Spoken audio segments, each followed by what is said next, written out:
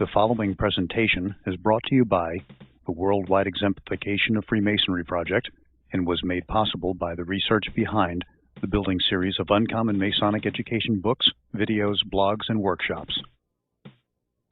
Good day, my brothers and fellows. Have you ever wondered why you had to memorize all those catechisms and obligations? Did you ever ask questions about ritual for which no one had satisfying responses? Did you ever look at your Freemason education and ask yourself, where are all the instructions that are supposed to make me a better man? If you have, then you are not alone in your questions. I'm Brother John S. Nagy. I have been a Freemason for a little over a decade. In that time, just like you, I sought light that would assist me in becoming a better man. To do this, I did what most Freemasons did. I diligently attended lodge functions, some grand lodge functions, and any other Freemason function that I could in the belief that these activities would support making me a better man. As you might have guessed, within a very short time, I realized that what I had sought would not be provided to me in the way that I believed it would. Most every time I attended anything labeled Masonic education, I found that what was provided was information intended almost solely to help me be a better member of the organization, but not a better man. Furthermore, most every time I asked questions about ritual, symbols, and words, I would receive responses from brothers that typically directed me to memorize something. These same brothers would also give me words of encouragement, implying that all this would eventually become clear to me once I did. I did this the first few times in hopes that this eventually would indeed occur for me. Unfortunately, I found out quickly that I was not becoming clearer. I was only becoming more confused and frustrated. In a very short time, I began questioning the sanity of both this advice and my following it. I began asking questions like, did you memorize what you're asking me to memorize? And how long did it take you to become clear about what I asked once you memorized it? For some odd reason, I found shortly afterward that these recommending brothers were less likely to engage in mentoring and coaching me.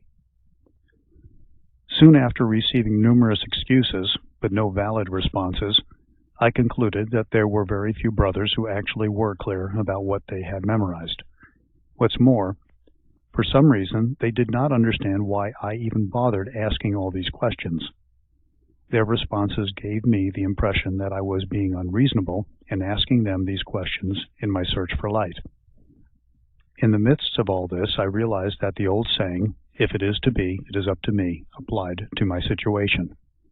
I had memorized this saying many years before, and I was extremely clear as to its meaning for me. Guided by its light, I engaged myself in activities that required me to seek answers elsewhere, and that's exactly what I did. What I found changed my experience of Freemasonry, and for the better. Today I shall use this short presentation to invite you to transform for the better your experience of Freemasonry too. I shall do this by showing you some connections that I believe will aid you in your choice to participate in a Masonic renaissance for yourself and those brothers who may choose to join you. The first characteristic that you might recognize immediately about Freemasonry is that it has many really old-looking symbols, and it communicates using some very archaic-sounding words and phrases. You might assume that it is this way because it's a very old organization that entrenched its ritual words in days of old. You might assume that no one updated this ritual since its beginnings. And if you were honest, you'd admit that you were probably rationalizing all of this, trying to make sense of it in the best manner that you could. And once again, my brothers, you are not alone in this. The problem that many men face when trying to make sense of Freemasonry is that their minds simply have not been wired to understand it. They struggle because they are attempting to do some near impossible tasks with very little experience and even less assistance. And this is for good reason. The creators of ritual knew this when they created it. Ritual is perfectly designed to confront this inability within men and create a decision point within them as to whether they will try to rewire their thinking and thus travel east, or fall back upon their well-entrenched patterns of thought and wander aimlessly north. Why did ritual creators do this? Why did they purposely design an experience to perplex and overwhelm most men? Why didn't they simply create something that didn't require men to think, and just have them accept what was given them? I could answer these questions for you, but this would defeat the purpose of asking them. What I shall do is continue along the Masonic path with you, and share with you an example of what ritual offers you, if only you would take the opportunity to examine it more carefully. That example is as follows, and it has to do with some Masonic bull of which you were introduced to with a very short statement having to do with Pythagoras, discovery, hecatomb, and sacrifice. The first thing that you might immediately ask yourself is, what the heck is a hecatomb? And I believe that you would be well justified in asking this question, since it's not a word found in common usage in normal everyday conversation. But then again, neither are other words used within Freemason ritual. What's more, you would not be alone in asking this hecatomb question. I don't believe there exists today a Mason who has not at one time felt overwhelmed by the overlaying of allegorical symbols and words.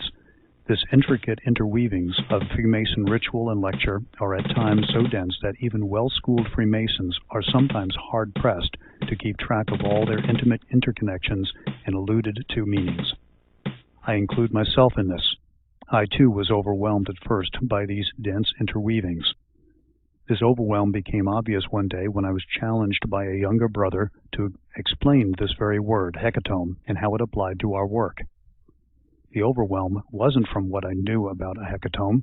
It wasn't that I couldn't share what it was, or do so with confidence. It wasn't even that the question presented much of a challenge at all. My challenge was that what I assumed I knew about hecatombs was right, complete, and not misleading. I believe earnestly that this challenge is a tough one for anyone.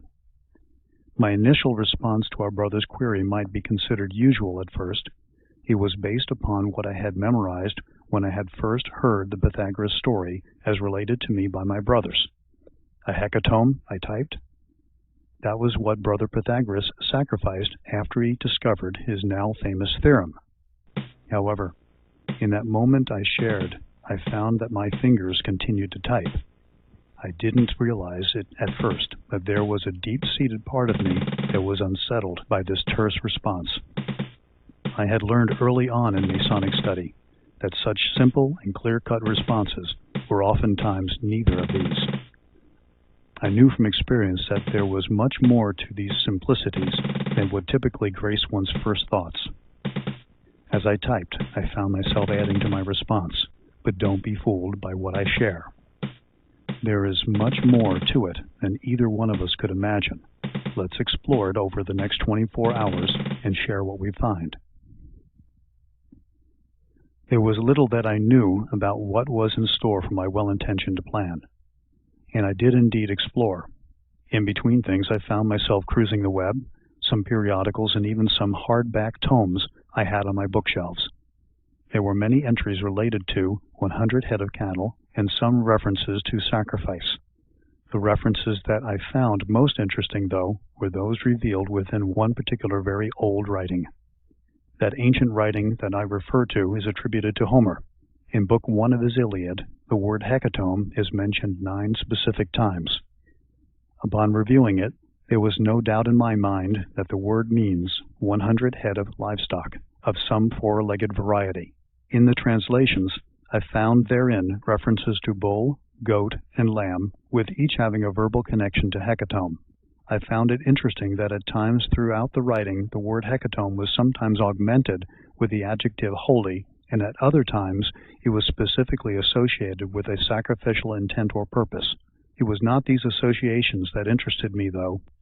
It was the fact that the word in question was sometimes used simply to refer to the animals as a collective, and with no holy or sacrificial connection. Interested in pursuing this aspect, I found myself looking up the etymology of the word. I found the following from various sources. The first source stated that it first appeared in the 1590s. It was from the Greek word hecatomb, meaning offering of 100 oxen, but generally a great public sacrifice. The second source claimed that the first month of the Attic calendar, corresponding to July and August, was Hecatomb, in which sacrifices were made. Historical accounts say that in ancient Greece and Rome, it was a great feast and a public sacrifice to the gods, originally of 100 oxen. And yet another source said that originally a hecatomb was a public sacrifice and feast of 100 oxen or cattle to the gods in ancient Greece and Rome. The word is derived through Latin from the Greek word hecaton, meaning 100, and bos, meaning oxen. What impressed me at first was the fact that the word hecatomb was derived from a Greek compound construction using its words hundred and ox. This, along with its use within the Iliad, told me by the time that it was used within Homer's writing, it had migrated in meaning from 100 oxen to include a variety of local four-legged livestock that numbered 100, bulls included, but not necessarily all or any bull. As I continued to seek more light on the subject, I discovered a further semantic shift had occurred for this word. It appeared from what was revealed in these sources that, from its origins, this word quickly became one associated with festivity and public offerings to the gods. This was also clear from its use within the writings of Homer. More travels through my literary archives revealed later applications more modern in relation to the earlier uses that reflected an ugly twist. It had migrated through use to imply any great sacrifice, a great number of people, animals, or things, especially as sacrificed or destroyed, a large amount, a large-scale slaughter. It should be clear that in modern times, its meaning shifted so that it no longer referred to just 100 head of livestock. It was now any large-scale collective, animate or inanimate, that was summarily sacrificed or destroyed. I don't think, though, that this is what ritual creators had in mind when they first used this word to convey Pythagoras' discovery and efforts to celebrate and give thanks. Our learned brothers conveyed to us through allegorical tradition that Pythagoras discovered something very special. It was a mathematical relationship dealing with right-angled triangles. This discovery allowed those who were in the know to predict specific lengths of an unknown side, knowing the lengths of two known sides. His discovery was followed with a verbal exclamation, "I have found it," and then an action that seemed very odd for anyone knowing his background. Pythagoras was supposed to have sacrificed a hecatomb because of his great find. This is odd, because learned Masons know that Pythagoras was not only a vegetarian, but he clearly professed a reverence for all animal life.